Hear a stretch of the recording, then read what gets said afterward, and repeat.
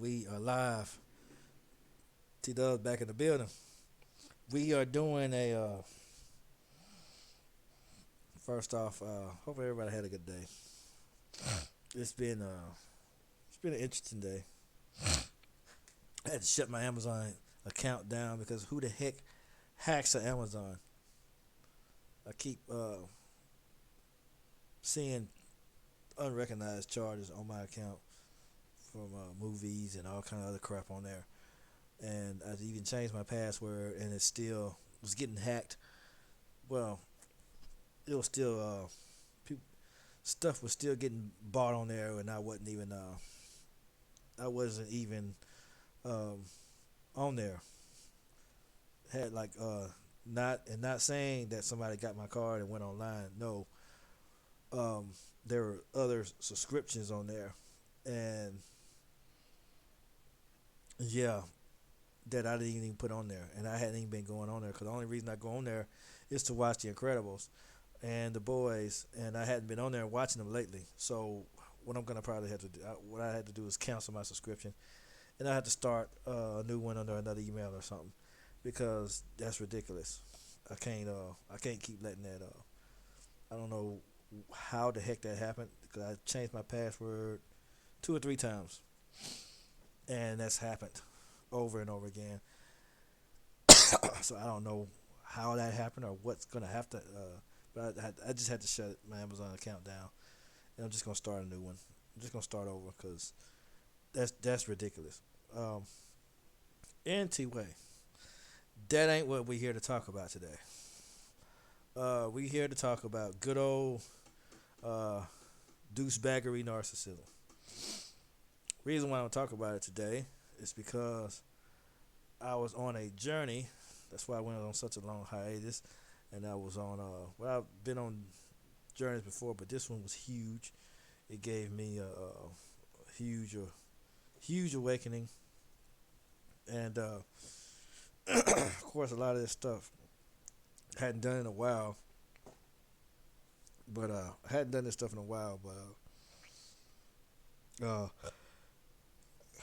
I don't know what's wrong with me. I've been guilty of that. Been guilty of this in the past. Um, Not saying I didn't have narcissistic personality or anything like that. I was never diagnosed because I actually did the work that it took to get help, and I actually held myself accountable for my actions and all that kind of stuff. So I was never diagnosed with the personality disorder or anything like that. I got diagnosed with other things, but it wasn't narcissistic personality disorder. I had the traits due to trauma and things like that because everybody possesses some of the traits, but when you have narcissistic personality or perpetual, it's things like that. They're to the extreme, but when you have extreme, so I did have the traits, but I wasn't a full blown narcissist because I did a lot of self reflecting. I did a lot of I was willing to be held accountable. Um, so and I was willing to do the work to make corrections that I needed to make. So I wasn't full blown like personality disorder. I didn't have the diagnosis. So, um, but it's good to when you are self aware, when you know that you're a flawed individual like everybody else. But that's the whole key because a lot of the one with the personality disorder, they think they're better than everybody else. They think they have this huge inflated ego. Um, See, I had signs of the covert one, and I'm not even gonna even hold you. I'm not holding back in this stream because yeah, it's gonna be one of the realest streams I ever did because I have I've been guilty of that, and I ain't got no intention of going back to it ever, ever. So before we get into the festivities, I cannot do a stream without my Mountain Dew. I got red this time, but I cannot do one without it. I have to have it. Gotta have it. Don't know what it is about Mountain Dew in my streams.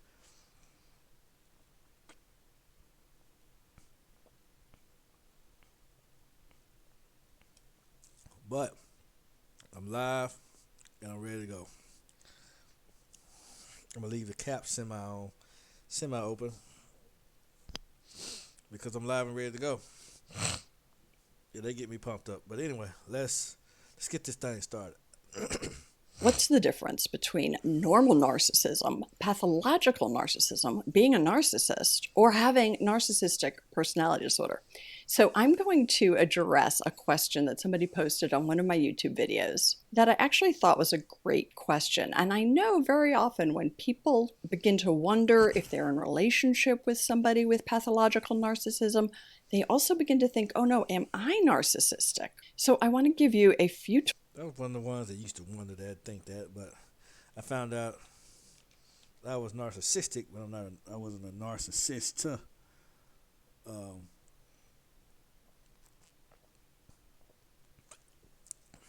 and like I said, that comes from trauma and being not healing properly. But once you heal properly, once you learn to heal and go back and realize that you were a freaking douchebag to a lot of people that you've dealt with and met, you'll start to realize that life isn't so bad.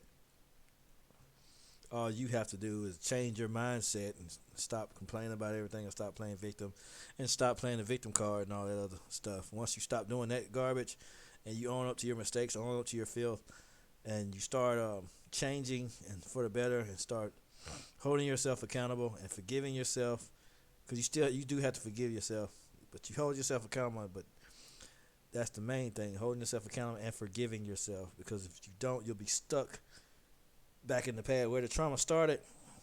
Your mental development will be stuck at that age. Like, let's say you had a major traumatic event at 12.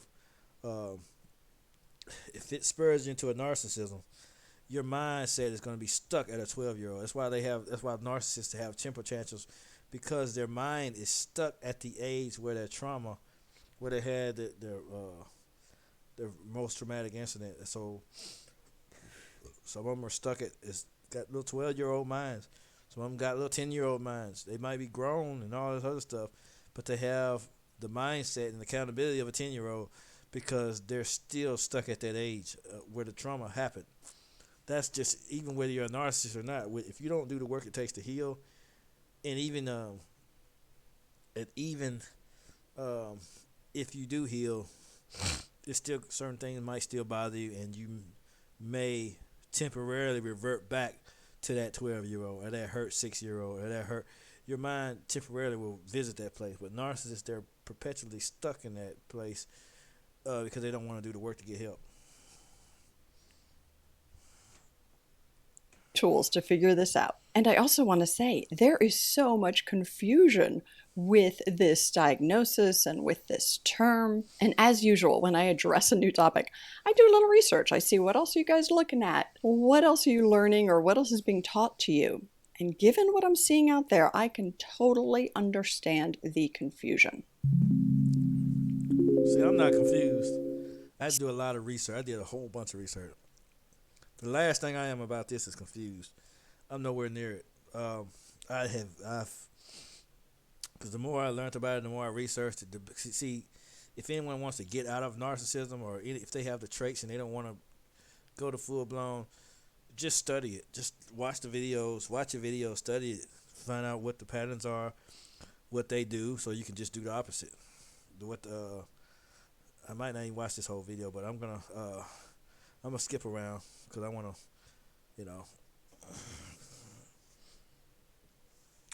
but I'm gonna talk in depth about this stuff. So if you're new to my channel, you may be wondering, what qualifications do you have to address this? So I am an LCSW. I am licensed to diagnose people, and I was a psychotherapist for over 20 years. And I would say actually that one of my skills was really understanding some of these diagnoses. And while I have worked with a handful of people with personality disorders, in particular when I worked at agencies where people would be mandated for treatment, the vast majority of my clients were people who had somebody in their life with a personality disorder. So even though personality disorders are probably less than 15%. And the reason why doing a stream on this, making awareness to this, because this stuff, narcissist, it creates a lot of real live victims. People are traumatized by narcissists. I was traumatized by them, and then I became one and traumatized other people. So this stuff is real, and until you heal and do what you need to do the work that you need to do, and get out of it, that's it's just a repeated cycle. People hurt you, you hurt other people, and they hurt other people. It's just a perpetual thing, and you have to. And a lot of the old, take something like a lot of the old ways were entrenched in narcissism. A lot of the old parenting ways, the old ways that how we used to talk to each other back in the day, how we used to treat one another back in the day. All of that is engulfed in narcissism. Because now, what's going on now with relationships? People are learning better ways to do things. They're learning better ways to talk to people, better ways to interact in a relationship. There, a lot of things have changed. That's why a lot of you have we're no longer compatible in relationship with men and women as far as men and women are concerned. I see a lot of couples and stuff, but what you see on the internet now, it's a lot of male narcissistic. I see the female side too that are narcissists, but I see a lot of female, a lot of women that are actually trying and want to date, but you have a lot of narcissistic males. They're hardwired to be narcissists and only look out for themselves and only want. It's all about them and not nothing has nothing about what they're gonna bring to a relationship. It's just a bunch of red pill uh, talk, but a lot of the red pill mindset is based in narcissism. They complain, they play victim, they act like whiny crybabies, and then they don't want to be held accountable for anything. If you hold them accountable for anything, they call you a simp. They get mad at you and try to bark names at you, call you out your name, talk crazy to you. That's just full blown narcissism there, and it's running rampant on the internet and in real life. Um, it's just running rampant everywhere. So so it's more common than we think it is. So we have to kind of be aware of it. You got to know if you're dating one, know if you are one. So either you're not hurting people or you're not getting yourself hurt. That's a huge thing. See, I could talk about stuff like this all day. None of that celebrity P Diddy crap. This I can mental health, um, stuff like this. I can go on, and because this stuff was part of my life, and I refuse to repeat it. It's a part of my life. Not proud of. I refuse to repeat it. I refuse to go back to it. But this stuff is real, and like I said, it creates real victims. Then you bring babies into the mix of it. Then they're growing up in broken homes, and they're all messed up. Whether you know it or not, they have a certain deal of trauma that they have to overcome if they're brought up by a narcissist or if they have a narcissistic parent on the outside. Uh, it can cause a lot of problems, you know. So especially if you're in a relationship and the kids see it, the kids see you dealing with this stuff. A lot of men have seen their mothers being abused because a lot of them are abusers. See, when I had the traits, I was not a physical abuser. I'll show you the type. Wasn't verbal. It was it's called abandonment, but it's I'll show you. Pull up a video concerning that. It'll talk all about it. Of the population. In my experience, more than 50% of the people in therapy are in therapy because they either grew up with somebody with a personality disorder or they are now in relationship with somebody with personality disorder. People with personality disorders make it extremely difficult to have and hold healthy boundaries. They can cause It a is. lot of havoc at home and in the workplace. And in general, people with personality disorders, now this isn't true of all of them, but it is, I think, true of narcissistic personality disorder. They don't land in therapy because they don't tend to think that they have the problem. And if they have a problem, they don't tend to think it is them. So this will become more. That's where I differed.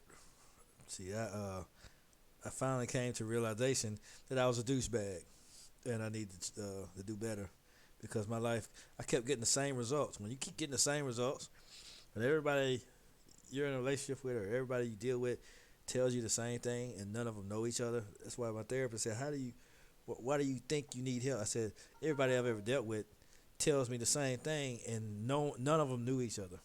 None of them have ever met. None of them knew each other. They were in different states, different cities, different towns, but they all said the same thing. So I'm here, and yeah, help me because I'm a freaking douchebag. Clear as I give you some of the definitions and descriptions of what's a normal narcissistic type behavior versus what's pathological and moving into the field of diagnosis. All right, so as an aside, if you're new to my channel and you're not subscribed, please subscribe. It's a big help. And if you do like this video, find it useful, please do give it a like. All right, let's get into the topic. So if you've seen a lot of my videos, you know that sometimes I like to go back to basics and look at the definition of a word. So the definition of narcissistic, according to the Cambridge Dictionary, is having too much interest in and admiration for yourself. And the Merriam-Webster definition is extremely self-centered with an exaggerated sense of self-importance, marked by or characteristic of excessive admiration of or infatuation with oneself. Now you can have overt and covert. Overt is more bold and blatant about it. Covert is they seem modest and humble, but they think the same way. They're just not as flaming and outward about it. They just come off as humble and nice, and they want the world to think that they're a good person, but they still do douchebaggery behind closed doors. They're still a douchebag, either way it goes. So ask me how I know. Been there and done that. Got the t-shirt and threw it away. Now I mentioned that definition because there's a term going around called healthy narcissism. And I will produce a video in the future about why I dislike that term. Ain't no But such given thing. that that's the definition of the word A healthy douchebag. narcissistic, I think it's much more useful to think of the term self-involvement. How self-involved are we, right? And I created a few slides for you for this video because some of this can be hard to understand. So here is a spectrum of self-involvement, and you can see it goes all the way. By the way, it's going to my T-Dubs Entertainment, but you guys already know that. I'm posting, I'm pumping up my content, pumping up the radio station, baby. We trying to grow this thing. We're trying to grow everything because no one does content just to be doing it, to sow it and not want it to grow. Who does that? We all want to, if we're creating content, we want to be seen and heard. That's all of us. So support the channels. If you're on YouTube, support the channel. Hit like, subscribe, press the buttons. I ain't going to be quiet no more. If you're on Tito's Entertainment on Facebook, hit the like, hit the follow button. Hit the buttons. Support the content, y'all. Let's get back to it. From one side, which I term healthy self-involvement, through a middle area, which I put down insecure and lack of self-esteem, and then moving into narcissistic personality disorder and the spectrum of narcissism. So I'm going to explain what I mean by this. So healthy self-involvement, we all have to be self-involved to some extent, right? We're, as adults, the people who take care of our own needs. We have to have careers and jobs and move forward in the world and build families. And hopefully we are doing it with a sense of empathy, love for others, so we can be both self-involved but have a healthy balance with it. Now, this is a very dicey area, and I will talk more about this when I get into the video that talks about, healthy narcissism.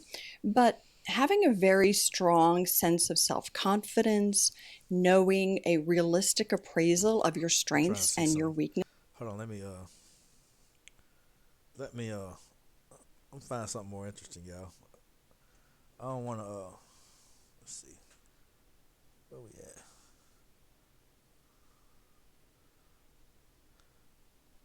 Covert. We'll look at that one. Hold on. Cause I don't want to drag this thing out. I'm Andrea, founder of a boutique handbag brand, Andy, and this is I don't want to drag The it out too term long. narcissist is thrown around a lot these days, and it's kind of used to describe people who have any sort of narcissistic traits or somebody we think brags too much. But it's actually a diagnosable personality disorder that somewhere around 10% of the population have. And there's a form called covert narcissist, which is very unrecognized. Even I picked this up on purpose, and because I wasn't overt, I wasn't bold and blatant with the crap.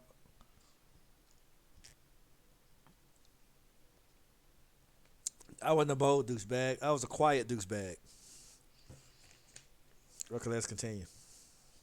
Even professionals sometimes have a hard time spotting a covert narcissist. So, I'm going to dive into the traits of a covert narcissist and sort of what to keep an eye out for, because these relationships can be very damaging. And if it is what you're dealing with, if you are dealing with a covert narcissist, it's super important to know that, to understand a little bit the mind of a narcissist, so you can figure out the best way to function and move forward without being harmed by the relationship. So, what's a covert narcissist versus a regular narcissist? So, what I first want to say is Okay. that both fully meet the criteria that's in the DSM 5, which is the diagnostic manual that psychotherapists, psychologists So they're both douchebags. use One, to diagnose people. one's just quiet and one's not. One's bold and blatant with it. Like one's loud and over, and the other one's kind of modest and kind and stuff. But like I said, they're both douchebags. Cause yeah, we you both need help. Both have the same effect in relationships. So like I said, I'm so hard on it because that's what I was, and I'm kind of it's kind of a farewell to the person I used to be, because I ain't going back to that crap. Especially when you realize the kind of harm that you do to people, and the kind of once you realize it, and a lot of when you're off into it, you're not really fully aware. But when you actually do some self-reflecting and start dealing with conviction and all that kind of stuff, you tend to self-reflect, and you kind of want to go back and fix it. And I've since made peace with the people in my past, so I'm not. I didn't just leave people out there hanging, hurting, and without closure. So I did go back and address those things and make those situations right. So, excuse me. People. So even if somebody is a covert narcissist, they match the criteria. So in general, for somebody to qualify as a narcissist, they lack empathy. They have an overblown sense of entitlement. Usually relationships are pretty superficial. They can take advantage of others for their own personal gain. They might hyper-focus on kind of fantasies of grandeur. And in general, there's a resistance to acknowledge that I'm the problem in any way. So again, these are shared by covert and overt narcissists. So they're both douchebags still. They're both no accountability, no empathy. Uh, what coverts do? They don't have the empathy. They don't uh throw out insults at what they do. They play victim. When you hold them accountable, they play victim. That's what coverts do. They try to play victim and make it about them, and try to have this woe is me crap going on. They have a victim card. They never leave home without it. difference is not so much in terms of how they think, but how they manifest. The word covert means hidden or secret. So the covert narcissists tend to present in a more subtle manner, in a more introverted manner. In fact, many covert narcissists actually are introverts. The overt narcissist might come off as like huge braggadocio. And when I first watched this stuff, it was like gut punches. It was like punches to the stomach, man. But I could watch it now. It don't even bother me no more.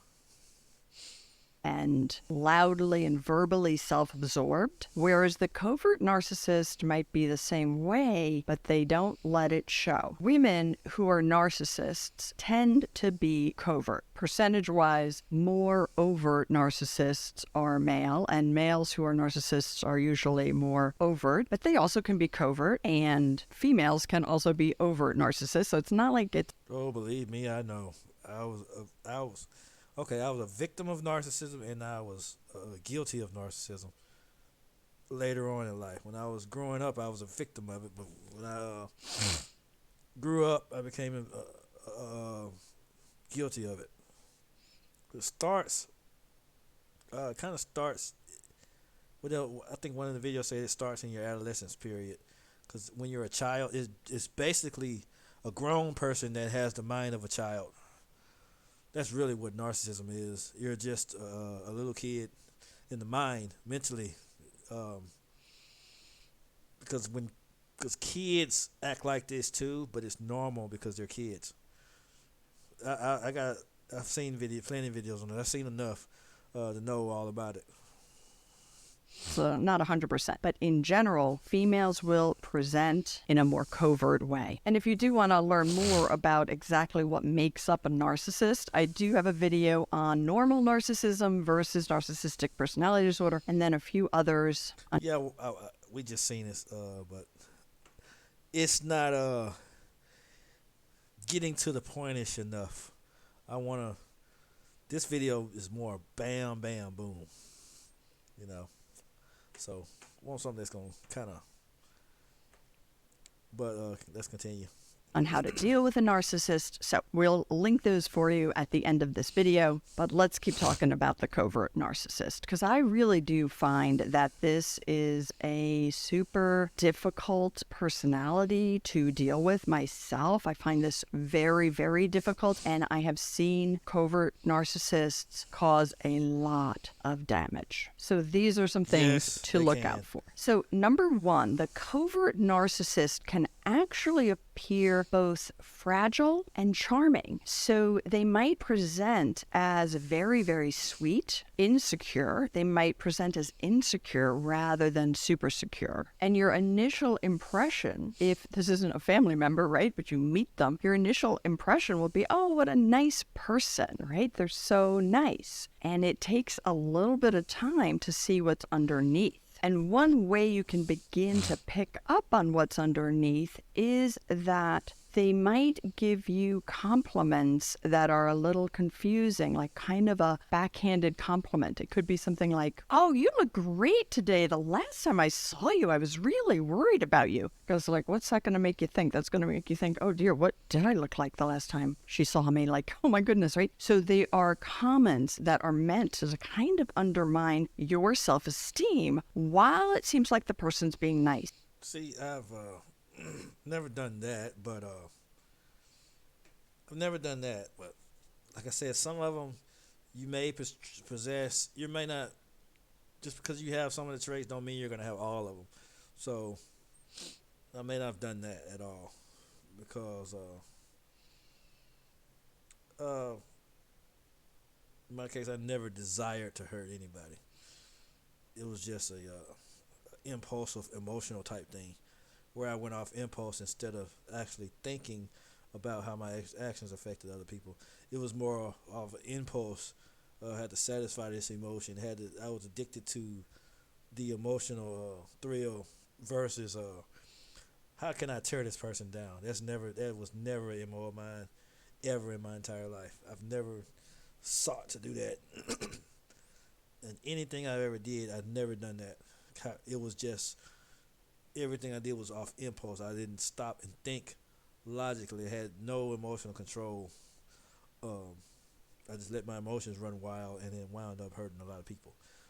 So that's what my case was. It wasn't, some of them have every intent. They're cold and calculated and try to purposely tear people down, but that's just never been my thing. So those backhanded statements, backhanded compliments are a big red flag. And these are like obviously very confusing to you. You might walk away thinking, I know she meant to be nice, but that really didn't feel very good. Other people will probably see it as like, oh, no, no, don't, you're thinking too much about it. That was a compliment. So that has you questioning yourself and eventually undermines your self-esteem. Now, going with Now I have experienced that type of narcissism, but I've never done it. I've have ran across it before, and it does have you question yourself and your self-esteem and your securities. I have dealt with that, so I can talk about what I've experienced too, versus and what the things that I was guilty of. Because we breaking these cycles today. We ain't playing. Might not be today, but I'm gonna do a lot of content on mental health awareness and all this other stuff. I'm gonna still do current events, but when I was doing Terrell Speaks, it was like I was covering current events and other interesting topics. I'm still doing that. Still covering interesting topics. I'm still gonna do mental health awareness and different things like that because I want us to start thinking and doing things different. 'Cause like I said, a lot of our relationships have been marinated in narcissism, and we kind of have to change the way we think and feel and do things if we want to move forward. A lot of things are changing, and we gotta have to kind of do better with the way we've been doing. Um, and when I did the work that it took to heal from this stuff, because this is a sickness. This is truly a sickness. All jokes aside, it's a truly bad sickness that we have to heal from, and it damages people more than you know, and you wouldn't believe the kind of trauma it causes people. So that's what made me really want to get the help that I needed, because especially if you have a conscience and you're doing this and you start realizing what you're really doing to people, it's not. You realize how not cool it is. this kind of sort of fragile but charming presentation is the fact that the covert narcissist will very often be self-deprecating, but usually, again, there's sort of like this underlying message that contradicts the self-deprecation. If I'm breathing hard, my sinuses are freaking killing me. I don't know. My allergies and sinuses are killing me, and they really bother me. It's hard for me I can't really breathe out of my nose at all. So that's the. If you hear any hard breathing, yeah, I apologize in advance. And there's an element of the self deprecation where they clearly want you to counter it and compliment them. Here's an example for you. You go to somebody's house and it is spotless. In fact, you walk in and you're like, wow, I could never keep a house this clean. And the host says to you, oh, I'm not really much of a housekeeper and I don't really have a great design sense, when it's like completely clear that they focus a lot on design. And if it's not their design sense, they paid somebody to have that design sense. But clearly they're looking for you to say, this is such a beautiful house. You obviously have a wonderful design sense and oh, it's so clean. I could never keep a house this clean, right? So they're really looking for you to reinforce their ego. So the self-deprecation is a form of manipulation. Now, again, when we talk about narcissists, it's Oh yeah, narcissists, whether it be covert or overt, they're master manipulators, master. And but I'll go over another video after this. It's just really hurt themselves. I'll pull that one up. it's difficult because everybody goes into that. Am I a narcissist? I do that. But these are pervasive patterns of behavior meant to manipulate the other person to do what you want or what you think you need on a continual basis without regard for them. So they're not really concerned about, oh, am I making this person coming into my home feel welcome, feel comfortable? It's like, I want the admiration for what a wonderful home. It's chasing an emotional thrill. You're going either way. You're basically more focused on, because since you're so insecure, You're trying to you're more focused on people feeding your ego and feeding your insecurities versus how am I making this person feel. Some of them, see, a lot of people don't understand narcissism, but let me break it down. I could break it down because I've been there and done that. See, when you have experience and stuff, that's how I've always been able to preach different messages and stuff like that because it's stuff that I've actually been through. Cause I don't make things up. When you are a narcissist, a lot of times you have some that intentionally hurt people. Some of them have that. Some of them are cold-hearted, like I said, and calculated like that. Some of them truly just want to see the world burn. But you have some, like I know, when I was off into it, that was never.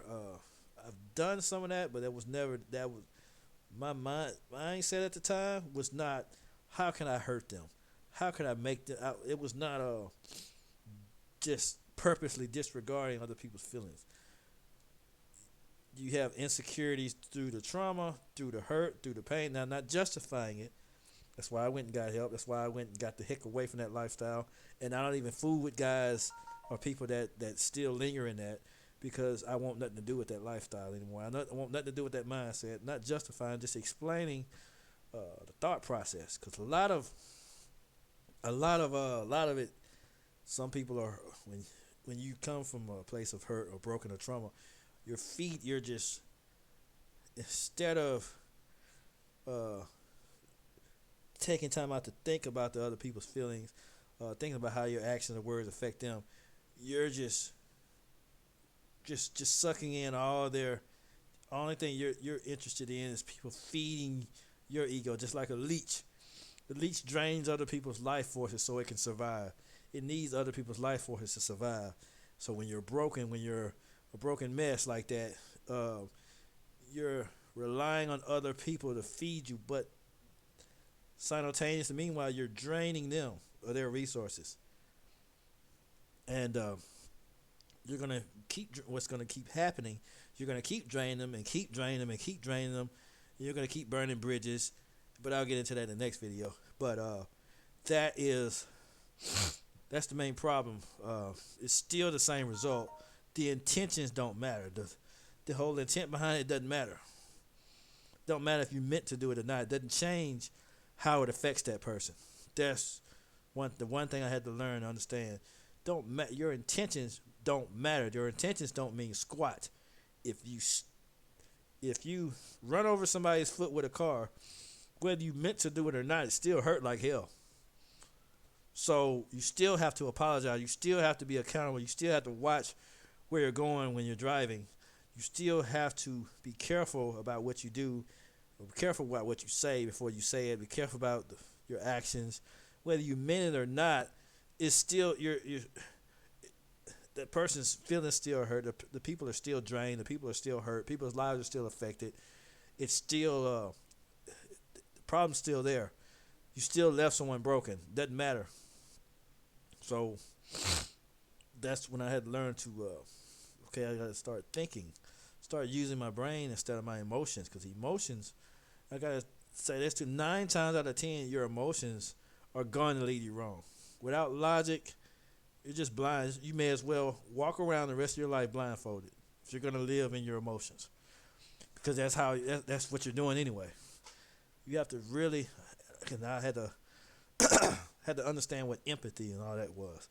I thought empathy was a feeling or all the emotion, all that. No, empathy is not a feeling. What empathy is, tell you what empathy is taking the time out to think and consider what other people, how your decisions, how your words are going to affect other people. You have to show empathy. If someone tells you something, if they're offended by something, if they come to you with an issue, it's not about how your emotions are. It's about how you analyze what that person's saying, taking time out to consider how they're feeling towards that subject matter they're bringing up, whatever it is they're talking about. If they have a problem with you, they have an issue with something you did, try to put yourself in their shoes. Try to put your mind in their shoes. Try to meet them where they are and respond appropriately. Try to solve whatever issue that they have going on. It may be with you. If you have an issue with it, They have an issue with you. You may have said something to offend them, or whatever the case is, something you're not doing. If you're in a partnership, something you're not doing, you try to consider how they feel, and you make the necessary changes. That's showing empathy. It's not about people think everything is emotion and feelings, but it's not. That's not what it is. It's and a lot of these things I had to learn, I had to start over and relearn. I had to reprogram, retrain my mind to learn this stuff. You have to learn how to think, learning how to think before you respond, learning how to think before you speak. That is when you're not used to doing it. That is a whole job. But the more you do it, it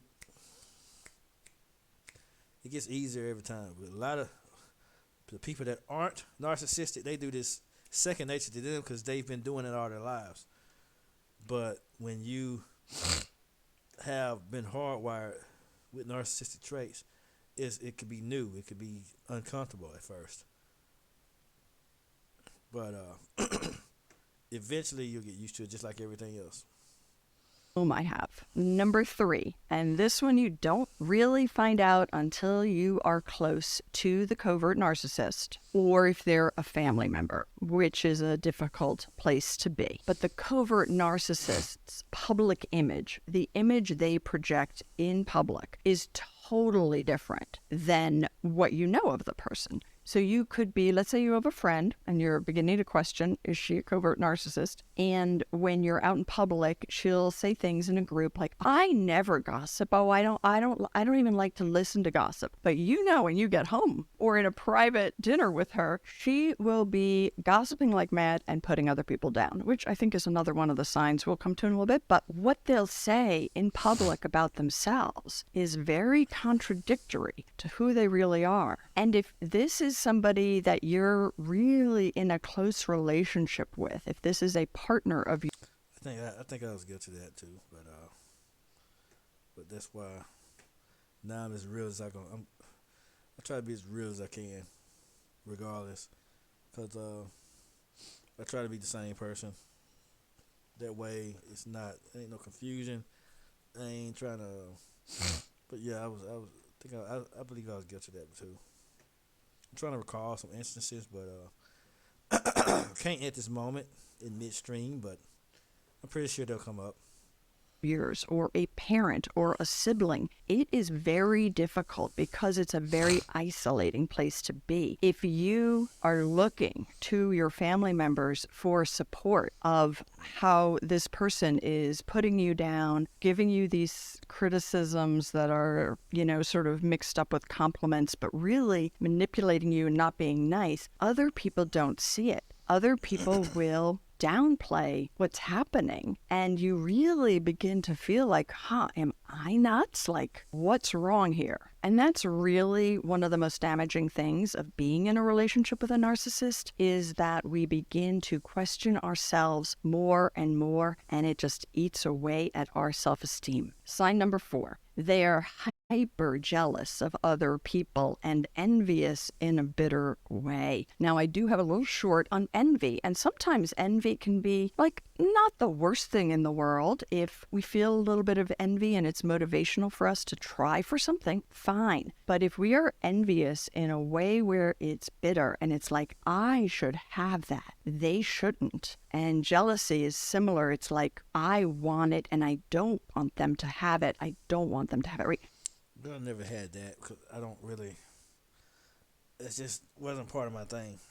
But see, some of that stuff we don't possess all these traits. Some of them do. I can't say who does and who doesn't because I don't know. Because everybody's different. People are different. Just because some people that are bipolar, there's different types of bipolar. A lot of them act different. A lot of people react different when it comes to depression. So we're not all going to be the same. So that's one thing. Now I have seen that. I have seen those traits being presented. I've seen people. I've experienced a little bit of it, but not much.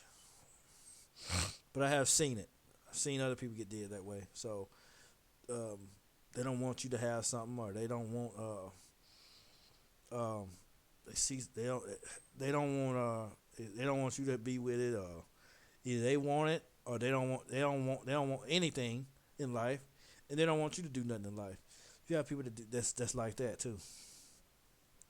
So that kind of jealousy and bitter envy, the covert narcissist is filled with it. And again, the covert narcissist knows not to share this in public, not to share this at, sort of the grocery store or larger gatherings or social events where they want to impress somebody. They're not going to share this, but they might share it probably with you in your closer relationship. They can't contain it. They're always aware of rank, where they rank versus somebody else. And for covert narcissists who are female, there does tend to be a high emphasis on appearance. So how does that person look versus me? How fit are they? How in shape? And if somebody else has achieved more than them, they will put the other person down, again, in private, by stating the reasons that they were lucky or they had this advantage or that advantage or somebody helped them, and in comparing it to themselves where they had it much harder. They didn't achieve that because of the difficulties in their life, the oh, poor me. And I'm going to mention this again later, but this kind of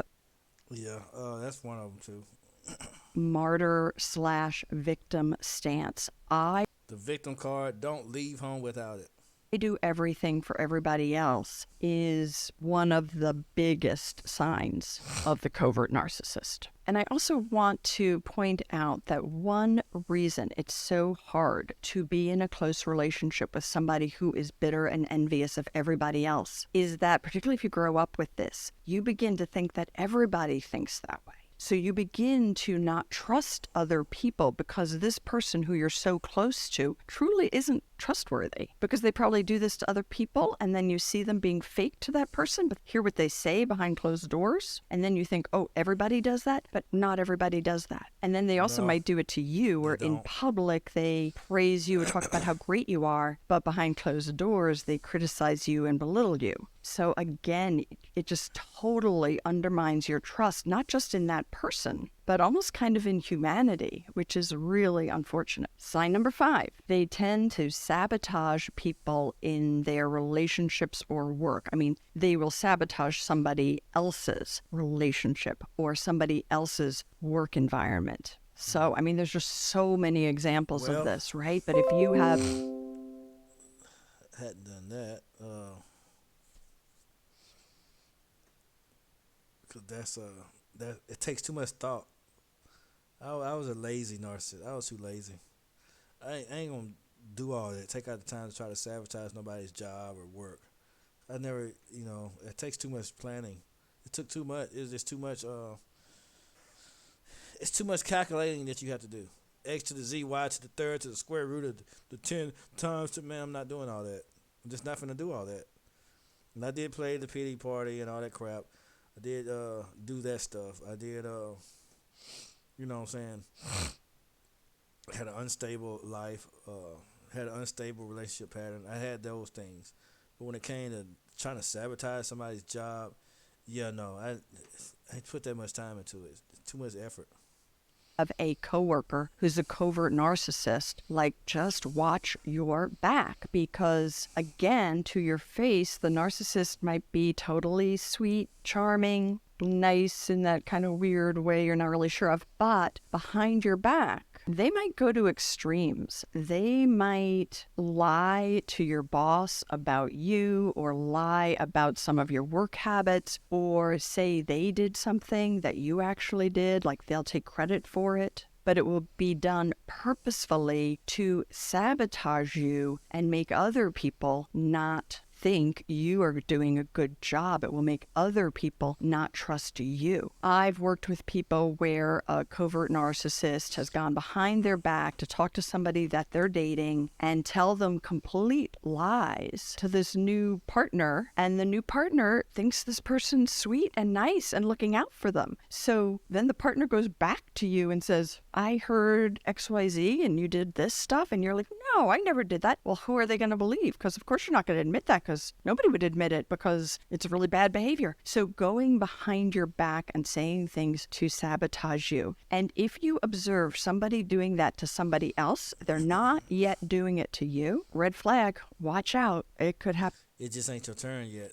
Just because they doing it to somebody else don't mean uh, if they're doing it to somebody else, it's only a matter of time before they do it to you. If you stick around long enough, it'll be your turn soon enough. Just stay tuned, and yeah, you'll be next. Happen to you. Probably will if you stay in the relationship long enough. Sign number 6. This is one of the trickiest in many ways. The covert narcissist looks to other people to take care of them and to do things for them. So they might present as really needy in a way that initially you believe. They have excuses for why things didn't go well, why they can't pay their bills or take care of this or take care of that, why they didn't achieve what they should have achieved in life because they're smarter than everybody else, but they also may not say that to you. They will have all these excuses and all these ways in which they really need your help. And this You're the lucky winner. You're the lucky guy. Only you can save the day. You're our only hope. This can be very confusing because those of us with a lot of empathy, we like to help others. We don't like it if somebody is in need and needs help. It doesn't feel good to not help them. So we want to help them. And the first few times we will help. We will jump right in and help the covert narcissist. And over time, we'll realize, they're not grateful. They're not doing anything to change their situation. Like I said, I've been on both sides. I've tried to help people that were narcissists, and no, they don't appreciate jack. They don't appreciate nothing you do. I had to catch myself one time from doing this stuff because, like I said,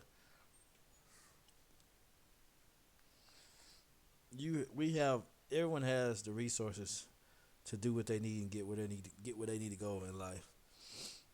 So we don't have to beg for anything and nothing like that. And like I said, the more people like that, the more you help them. No, they're not gonna be appreciative, and they're gonna say the famous words: "Soon as things don't go their way, you ain't never did nothing for me." They'll say that. They'll say those things. I keep feeling guilty that I'm not doing enough. I should be doing more and more and more. So that victim stance is so confusing to us. Sign number 7, their primary mode of communication is passive aggressive. Pretty much almost everything I've described so far, all these other traits, all of it has passive aggressive communication. The covert narcissist does not directly say, hey, I'd really appreciate it if you would help me with the laundry today. Or I'd really love to go to a Japanese restaurant this evening. How do you feel, right? They're not going to be assertively normal, reasonable. Not healthily communicating like a normal person. They're just going to be a douchebag about it. Sort of stating their needs and wants and like, hey, this is what I'd like. How do you feel, right? Because that's a sort of a normal way. The passive aggressive person will try to get you to do what they want without ever actually saying what they want. And then when we combine that with that kind of victim stance, it could be something like, oh, I know laundry's my job because I don't earn as much money as you. And I know I always have to do this. And they'll use that. It sounds so cringe. Yeah, that sounds cringe. All that stuff sounds cringe now. Well, I gotta. It's cringy, man. It just sounds wimpy.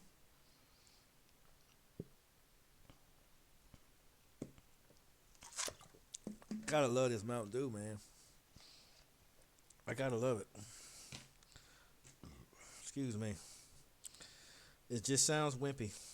It's cringe. It's so. That's why I'll never, ever. If I feel the urge to do it, I don't know if I'll slap myself or punch myself in the stomach. No, I'm not doing either one of those. I'm just saying it's cringe.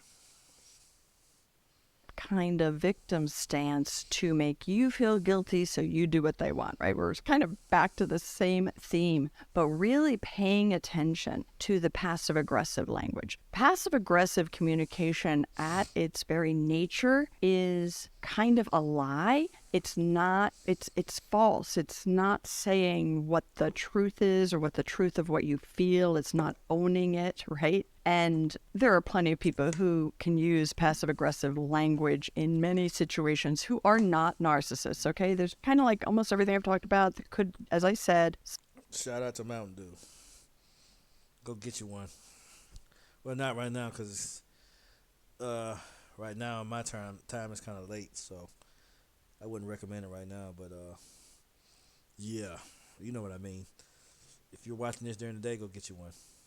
Sometimes you might do some of these things, but it's not a pervasive way of being that is really focused on manipulating somebody else to do what you want without empathy for that person, which brings us to number 8. The covert narcissist fakes empathy, might appear to have enormous empathy. The covert narcissist might say to you, like, oh, I cry at movies all the time, when they actually don't. But they are very skilled at pretending to have empathy. So narcissists in general do not have full empathy. They might have cognitive empathy. They might have the ability to understand their thinking, understands why people feel what they feel. And then they use that knowledge to manipulate the person. But it's not full empathy. It's not like understanding cognitively and then physically feeling for the other person and then affectively feeling, right? Caring. And as I'm talking about...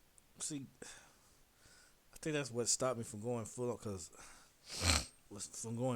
on because I've always had the ability to feel what someone else was dealing with. I could like feel that person's pain. I could feel what someone else is dealing with. I don't even have to be in the same city or state. If I'm close, if I have a connection with that person, I can literally feel what they're going through. So I had empathy to a degree. So I can. That's actually what saved me.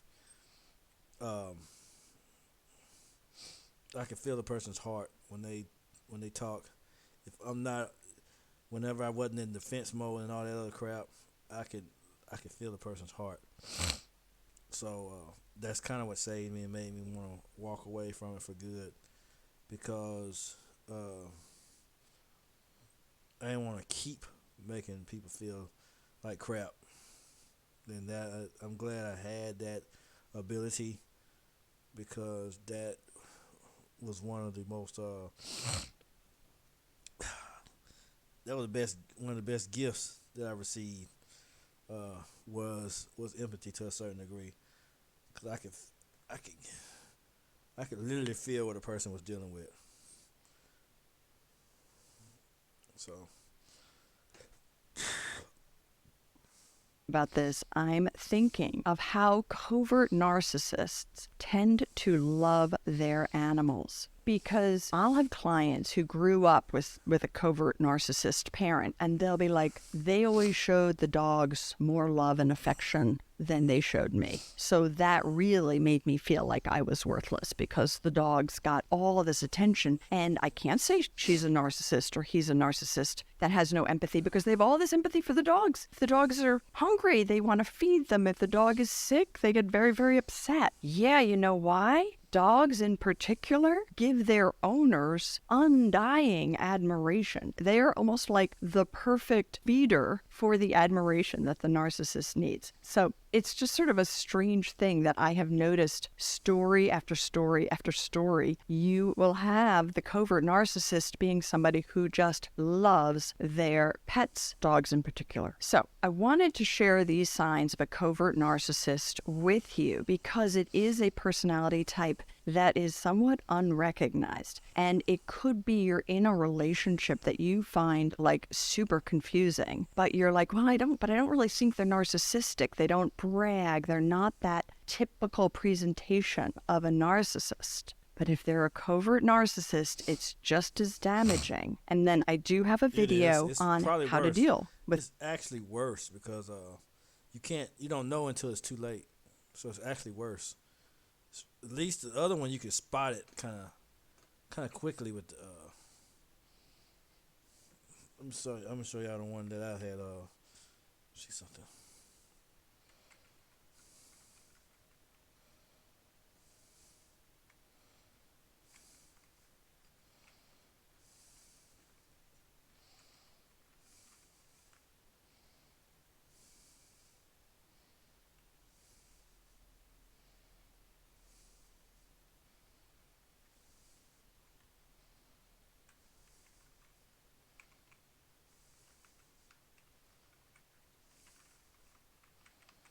Hope I can find it like this. I hope I can find it like this, but I might not.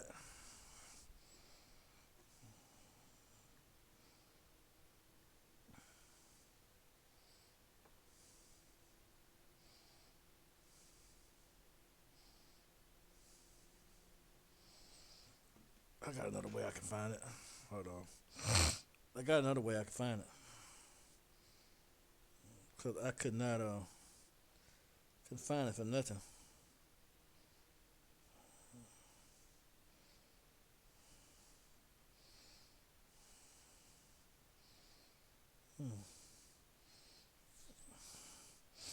I'm find it.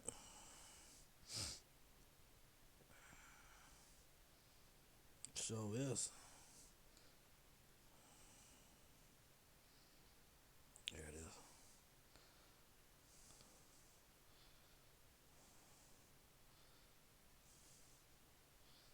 I gotta find that third thing. I'm gonna find it too.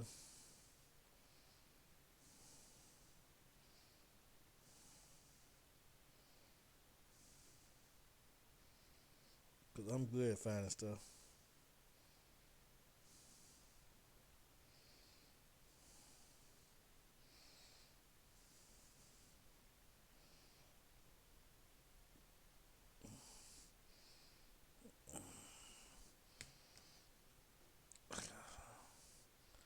Okay.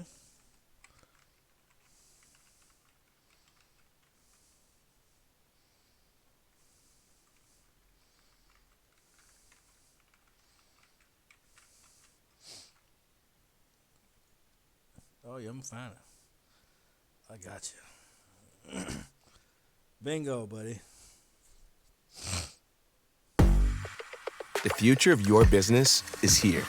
With Wix, you get advanced AI capabilities. Yeah, we don't care. Proof that narcissists just ruin themselves. Hello everyone, welcome back to our... How long is this? 16 minutes? Do I really want to watch a 16-minute video? Not really, but let's go. Let's continue. But we're probably not going to watch all of this because it's too long. Channel. Today's topic is about how narcissists ruin themselves. It's a fact. Narcissists eventually ruin themselves, although it might not be apparent right after a breakup. Over time, the natural consequences of their actions catch up with them. Let me share a few reasons why narcissists ruin themselves. Firstly, narcissists ruin themselves because they're never content. They always believe something better is out there, never feeling satisfied with their current situation or partner. No matter who you are, satisfying a narcissist is impossible. This is often seen among Hollywood couples who appear to have it all, yet one partner becomes restless, seeking more excitement and novelty. Narcissists crave constant excitement, disliking the predictability of daily life. They detest routine because they find it dull. Their life revolves around seeking new thrills and pleasures due to That's why I purposely everything I learned that they do, I purposely train myself to do the opposite. So a lot of things in my life, I have a daily routine. I try to mold my life around having a daily routine. They say they don't do they don't like the mundane. I've purposely uh, taught myself, have been teaching myself to appreciate the mundane and to be thankful for the simple things, because you have to, you just like I said, you have to train your mind to do the opposite. So it's just an addiction. It's just like getting addicted to drugs, alcohol, anything like that. It's just an addiction. It's no different. You're instead of being addicted to drugs, alcohol, you're addicted to an emotional thrill. So you're constantly chasing a new thrill. It's like getting a high. It's an addiction, just like alcohol. That's why a lot of them tend to have bad habits, drug habits, alcohol habits. Cause I was an alcoholic. Um,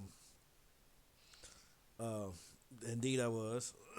So you because they're chasing the next high. No matter, they don't care how they get the high. That they're chasing an emotional high. Unlike some unlike the drug addicts and all that stuff, they're chasing an emotional high. an underlying dissatisfaction and misery, even if it's not consciously acknowledged. On the surface, they might seem fine, often pretending to have a fantastic life on social media with posts about vacations, travels to Europe, or visiting landmarks like the Eiffel Tower, making others believe they lead an enviable life. However, deep down, they're never truly satisfied because their desire for new thrills and constant validation from different people never ceases. This is why dealing with covert narcissists can often be challenging. To outsiders, they present themselves as exceptionally kind and admirable, primarily because they are deeply concerned about maintaining a favorable image. They aim for these people to see them as wonderful and likable individuals. In doing so, they might indirectly attempt to cast you in a negative light, as they overly flatter and charm those around them. The motivation behind their eagerness to please outsiders is partly because they believe these connections might be useful in the future. Therefore, they build and maintain this network. Conversely, they might treat you poorly in private since they feel they've already secured your loyalty and don't need to make an effort anymore, believing you won't leave. Another way a narcissist can ruin themselves is through their intense greed. This greed extends to financial matters where no amount of And I thought back on my relationship when I was like in my early 20s. Uh, I remember a relationship where I did that, and when I watched it, I had flashbacks back to that relationship, and yeah, it was pretty intense. I think I was like 21. Yeah, that it was pretty intense. I still don't like the way I handled that, but that was years ago. That was 13 years ago, so no, 14 years ago. 14 years ago. So you know, but still think about it, but all you could do is grow and move forward. wealth is ever sufficient. They often resort to underhanded methods to increase their wealth. This behavior is especially prevalent in situations involving family inheritances, where they may manipulate others to gain a larger share. Similarly, in the workplace, covert narcissists might excessively flatter their superiors as part of their strategy to advance their interests. Jealousy and envy also play significant roles in the self-ruin of a narcissist. These emotions mean they are incapable of being at peace. For narcissists, life is an ongoing competition, particularly evident when they feel envious of someone else's achievements. Rather than appreciating or celebrating your success, Now, that's one emotion I was able to fight off. Whenever it'll try to creep up, because a lot of people have that, but a lot of people secretly have that, but I can't admit it would try to creep up, but I would fight that off. I would rebuke that. That's one thing I was able to rebuke and fight off on my own. It was other traits in there that would seep through when it came to relationship stuff like that, because I dealt with loneliness and depression, things like that. But those things were the areas where I really needed to work on. But there are some traits that try to pop up.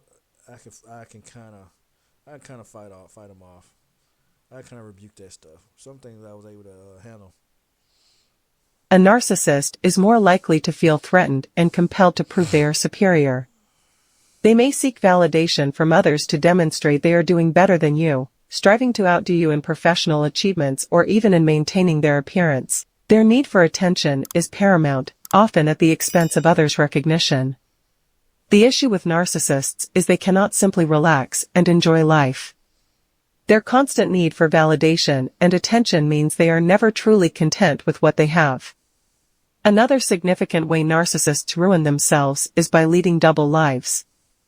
They expend their energy on numerous relationships or engagements outside of their primary one, whether through infidelity or not. It's important to note that while many narcissists do cheat, not all engage in this behavior. However, their tendency to always have something secretive going on ultimately exhausts them. This constant search for external validation and excitement leaves them worn out, often to the point where they might fall asleep during visits, showing just how drained they are from their relentless pursuit of stimulation. Narcissists struggle to find joy in the simplicity of life, pushing themselves to the limit as they seek out where the action is.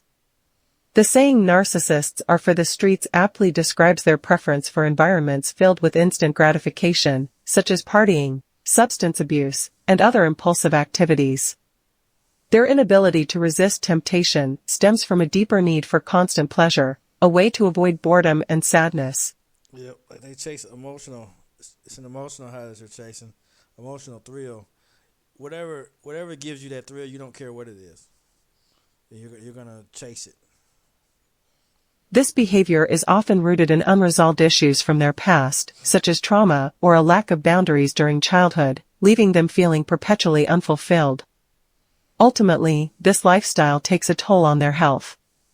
Narcissists may face various health issues, including diabetes and weight gain due to excessive eating and drinking, impacting their well-being. Their actions not only ruin their health, but can also inflict stress and health problems on those around them, leading to depression, anxiety, and even serious conditions like cancer in those they have close relationships with.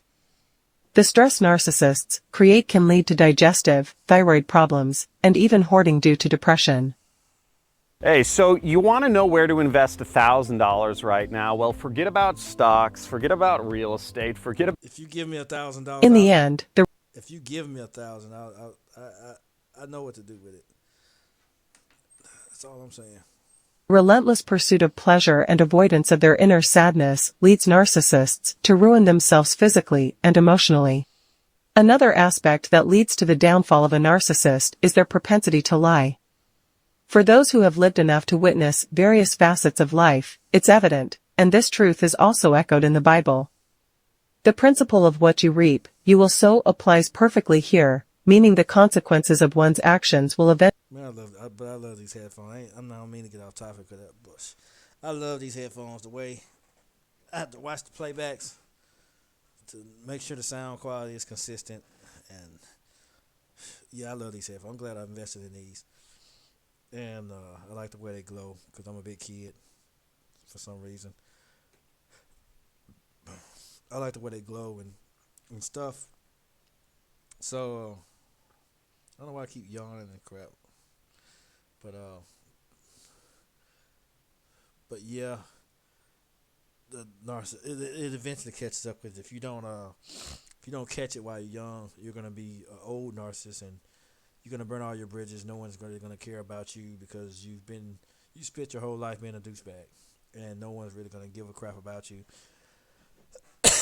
And you're either gonna be in a nursing home or somewhere in your house, and you're gonna die alone. That's usually how they go out. They'd be alone because they've burned all their bridges, and no one wants anything to do with them anymore. Eventually catch up with them.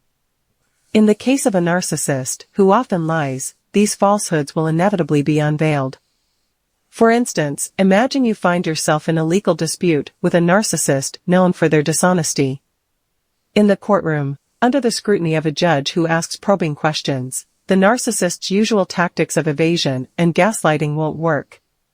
Attempting to feign ignorance or play innocent will not be effective in such a setting, especially with a competent judge who will not entertain such behavior.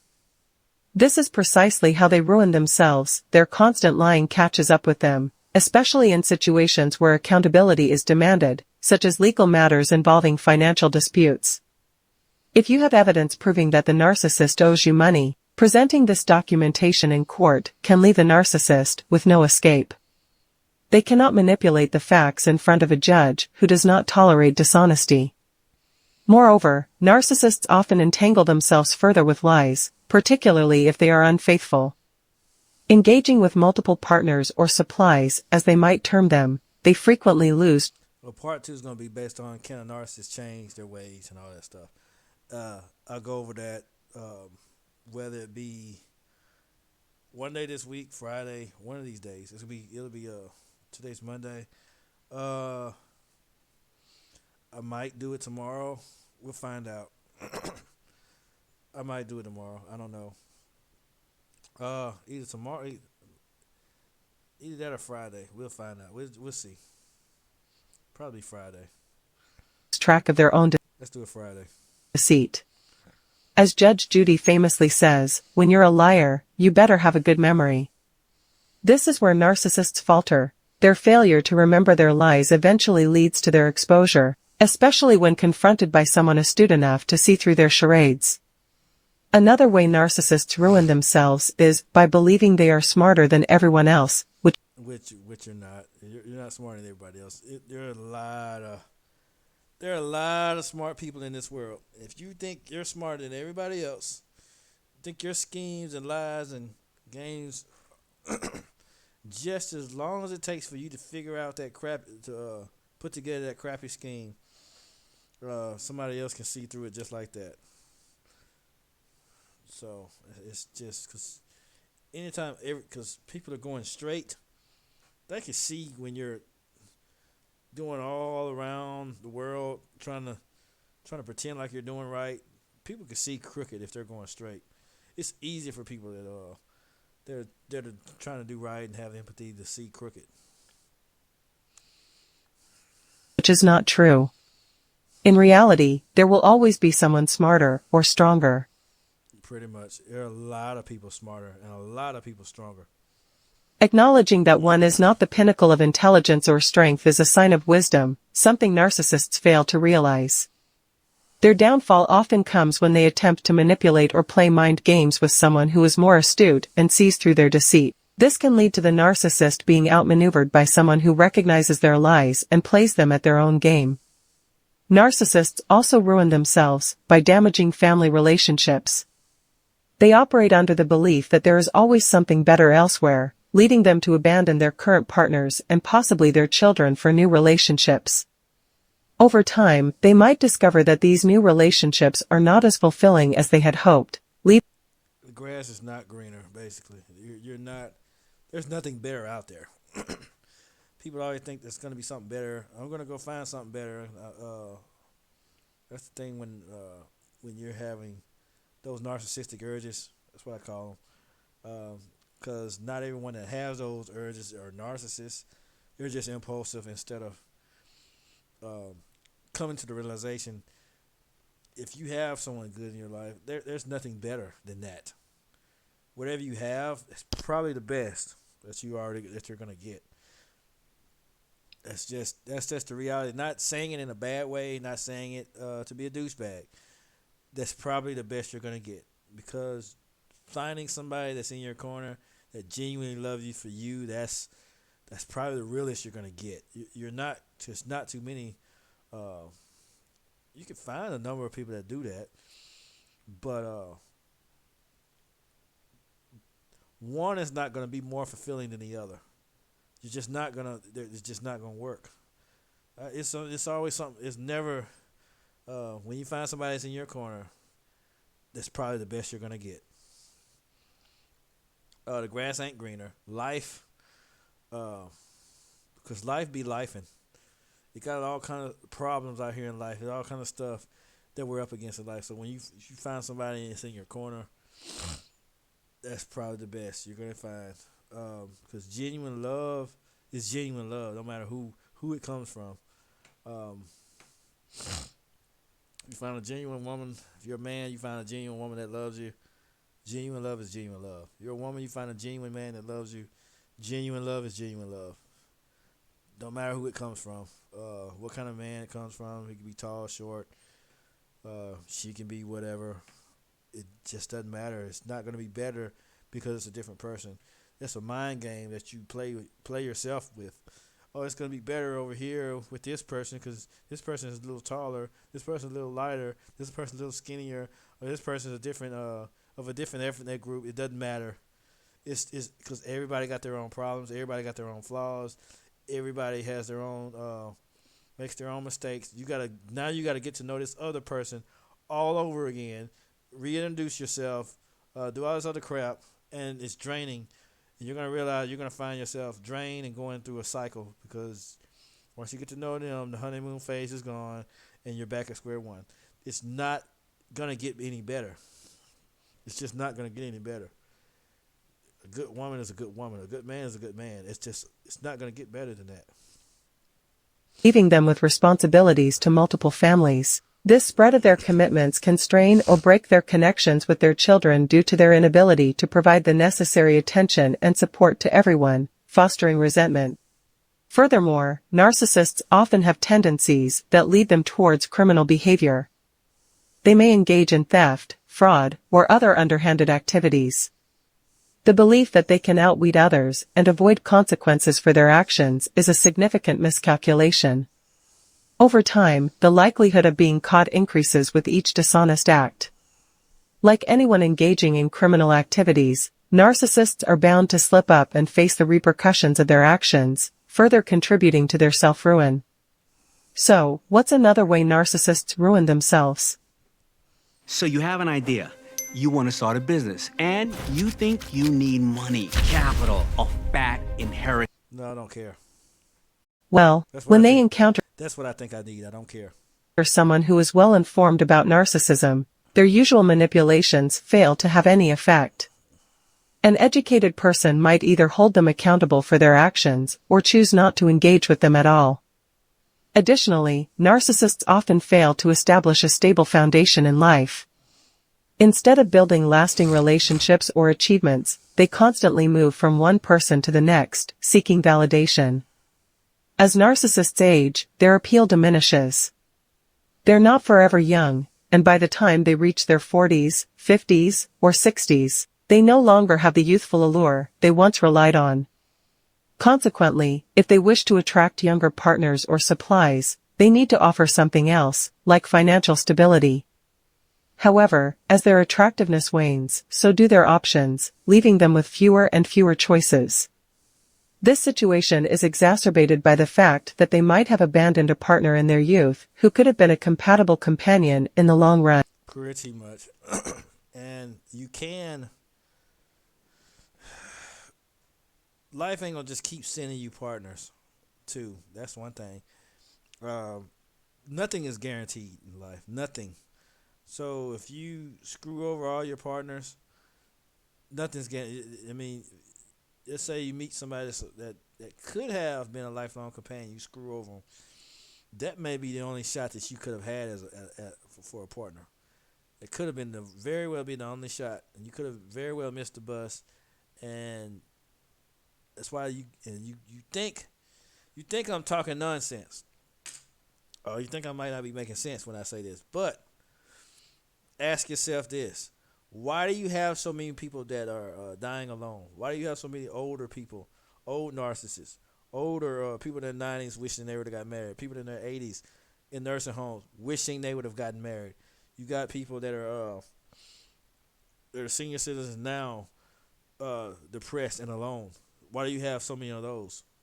If it's never too late, why do you have so many people that are old and still alone? If it's never too late. Now, with limited options, they might find themselves settling for partners who do not meet their desires, leading to regret over the valuable relationships they discarded. The most significant reason narcissists ruin themselves, however, is their failure to value the truly important aspects of life. Narcissists are obsessed with material possessions and the illusion of superiority. They crave luxury brands, expensive cars, and large houses, anything that can bolster their image and suggest their. Well, see, I ain't never cared about that crap. I could have a regular. I always wanted like a regular Jeep. One of my favorite cars was a Chevy Impala. It didn't even have to be. It could be a 2002, 2003, or something. Like a 2004 or a Jeep. Like one of those Jeep Grand Cherokees. They don't even have to be the newest. You know, like I said, that's one of the traits I didn't. I've imagined those things before, but I ain't gotta have it. 'Cause I've been without it, so it don't really bother me. So I mean, I don't have to have all that. They're more significant than others. This obsession blinds them to the importance of genuine relationships and love. In their pursuit of material wealth to attract partners, they end up surrounded by individuals who are interested in their assets rather than their personality. This leaves narcissists without the sincere affection and. God, I hope we don't have. I was just thinking about it. God, I hope we don't have some type of some form of COVID, because I had a real bad, terrible migraine. I think it was Saturday. Then my throat was like, it's been like really, really extremely dry, and I had this cough and allergies that won't quit. I'm hoping it's not a form of the package, the COVID. I hope it's not, because they just had another. I just heard about another outbreak, and I'm hoping it's not that. But if it is, my body's fighting it off pretty good. But I can still feel I have some type of cold or something, because my throat feels like something scratching it. Scratching. It feels dry, like unreasonably dry. But yeah, back to the schedule programming. And loyalty everyone needs, resulting in a life filled with superficial connections, but devoid of true emotional fulfillment. The most significant way a narcissist ruins themselves is by undervaluing the genuine people in their lives. They often realize too late that they have missed out on meaningful relationships due to their insatiable desire for more. Yeah, it's an unquenching thirst. That's what I learned about that, and I'll talk about can a narcissist change, and then I'll go into part 3 is the cure to narcissism, and a lot of people may not like it, because it has some religious aspects to it. The cure of narcissism, it has some religious aspects, because I had to study that too. I came full circle when it came to that. I'll talk about it in part 3, because we breaking this all the way down, because we're gonna it's not something that's just small that can be. I was gonna do a one and done, but I have to talk about what is it, where it came from, how it starts, the negative effects of it. Next part is gonna be, can they change, and then I'm gonna do, because it's two aspects of it. It's a mental aspect and it's a spiritual aspect too. It's two sides to this thing. You can't, you know what I'm saying? You can't just stick with one side. It's two aspects to this. It's a spiritual aspect, because narcissism is, you're basically in I'll get to that in part 3. I'm not gonna mix and match it right now. This realization can lead to bitterness and health issues, as narcissists tend to exhaust themselves in the pursuit of self-gratification, whether through seeking constant admiration, indulging in physical pleasures. And this is the last video, so I'm gonna get off here once I finish this video. I ain't gonna bore y'all with bunches and bunches of video. We're just gonna end it right here after this. Or being excessively social. This relentless drive can take a toll on their health, as they rarely allow themselves time to rest and recover. Another way narcissists ruin themselves is through their relationships. Despite their aversion to ending relationships definitively, preferring to keep their former partners within reach, they can inadvertently push people away. Often, they behave in ways that are so off-putting that others feel compelled to end the relationship. This is a form of passive rejection, where the other person decides to leave due to the narcissist's neglect or lack of care. Now that is a bold, I'll say, that's one trait I definitely have. You know what I'm saying? And one that I've definitely been guilty of. That's one of them. There are others too, but that's one that I definitely had and was dealing with and was battling with for a long time. Spiritually, mentally, emotionally.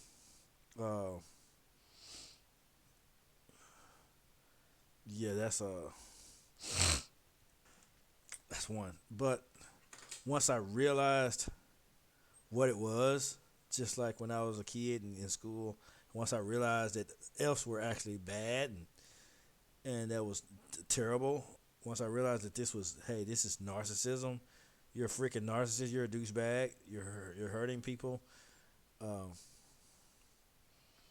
kind of started pulling away from like relationships and stuff because to seek some spiritual and mental counseling because I wanted to do this thing because you don't want to keep doing the same thing over and over and over and over and over. You want to keep getting the same result. So, okay, let's fix this. Let's do something different. Let's try to change it. That was my mindset then because I was willing to do whatever it took to change it. Because you don't want to keep doing the same. But we'll talk about the changing and all that in part 2. However, in certain situations, narcissists do actively sever ties, alienating people who then choose to distance themselves permanently. Friendships with narcissists also suffer because they are unwilling to make sacrifices unless there is something in it for them. When someone needs their help, they might find excuses to avoid any responsibility, claiming they're too ill or busy to assist. However, when the tables are turned, and the narcissist is the one in need, they find that people remember their previous indifference and are unwilling to help. This exemplifies the principle that you reap what you sow. When people say I had to do this all by myself and don't nobody help me with nothing and all that, that's probably why. And because they chose that path. A lot of them have burned a lot of bridges and have done. If anyone tells you I have no one, or no one helps me, or my own family don't deal with me, this is probably why. This is probably why. Okay. That's probably why. They probably burnt their bridges. Either one, they burnt their bridges, or two, they don't appreciate the help they do have. Either one is no good. It's not good. It's not good for you if you try to help them because when things go wrong, all they'll do is turn on you and they'll use the famous words, you've never done anything for me. You ain't never did nothing for me. And then they'll talk about you and try to bash you or degrade you, try to humiliate you, whether in public or down, bash you in private or whatever. The narcissist's unwillingness to contribute positively to others' lives unless it serves their interests results in a lack of support when they themselves are in need. Initially, a narcissist might seem generous if it means gaining something or winning someone's favor, but such generosity is short-lived and conditional, ceasing the moment they no longer receive what they want. Doing good deeds for others often brings positive outcomes back to your life. When you assist someone without expecting anything in return, you might be surprised to find them supporting you during your own times of need, recalling your kindness. This principle underlines the importance of spreading good karma, what you put out into the world tends to come back to you. As an entrepreneur, as a creator, I'm 24/7 on the go all the time. I didn't even care about the ads this time. I was just so because it's easier to find the videos on the channels that I've actually on my channel, because I actually watch these on this channel. On the YouTube Premium channel, I don't really watch anything on it. So, However, for a narcissist, the only karma they generate is self-serving. Consequently, when they find themselves in need of support, they often discover that there is no one willing to be there for them, simply because they were never there for others. I often share this wisdom with my children, stressing the importance of mutual respect. I explain that respect is reciprocal. If you make the effort to respond to someone promptly, they should extend the same courtesy to you. Failure to do so means that when they need you, they might not find you as readily available. This reciprocal treatment is a fundamental aspect of human relationships, and it applies to how people eventually respond to a narcissist. Since a narcissist with narcissists, like, they respond to them by since they burn all their bridges, no one wants to do anything for them. Everyone tends to cut them off. The ones that tell you that they have no one, that they have no support, that they have nothing, no friends, that's usually why. Typically acts out of self-interest and seldom goes out of their way for others. They shouldn't be surprised when people reciprocate with indifference during their times of need. There will inevitably come a time when a narcissist urgently requires assistance, whether it's financial help, support during illness, or simply needing someone to lean on. If they've consistently failed to be there for others, they shouldn't expect others to be there for them. This is particularly evident in the relationships between narcissists and their children. Narcissists who neglect or abandon their children should not be shocked when, as they age, these children want nothing to do with them.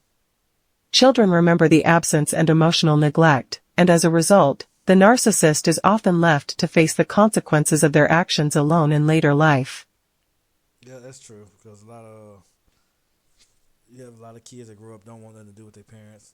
But kids, they remember whatever they remember when you didn't show up, when you weren't there. And when you get older and want them around, they don't want nothing, because there was no true meaningful relationship established. So there's no connection there. So they have nothing, and you can't really blame them or get mad at them. Essentially, life has a way of reflecting back the energy and actions we put out into the world. Narcissists.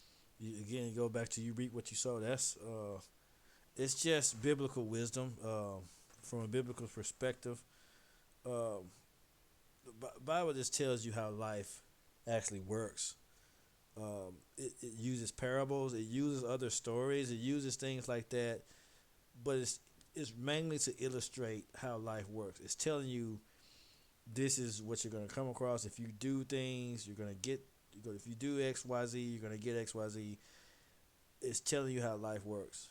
It's telling you how to apply principles. If you apply these principles, if you do this, this is going to happen. If you apply the wrong principles, you're going to get wrong. It's basically it's just wisdom, and all wisdom come from God. I know this is a secular show, but yeah, we're gonna pretend it's not for right now. Who typically give very little, find themselves receiving the same in return, leading to a lonely, embittered existence marked by health issues and perpetual dissatisfaction. You never need to seek vengeance on a narcissist, because their own actions and outlook on life will inevitably ruin them. Just sit back and observe, they will bring about their own downfall. I witnessed a narcissist, someone I never imagined would fall ill, completely ruin his health, because he was constantly indulging in excessive eating and drinking. Despite being relatively young, he ended up getting sick due to his neglect of self-care.